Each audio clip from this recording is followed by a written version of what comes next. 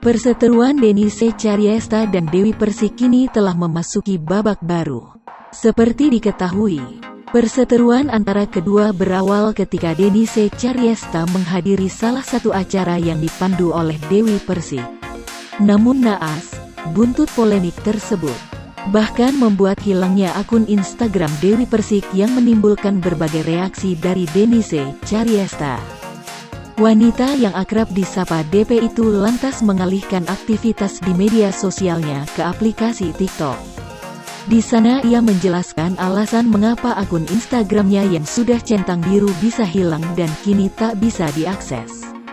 Dia pun menanggapi santai kubu Denise yang merasa menang atas kejadian ini. Dewi Persik kemudian menceritakan bahwa sebelumnya ia sempat mendapatkan peringatan dari Instagram lantaran permasalahannya dengan Denise Caryesta.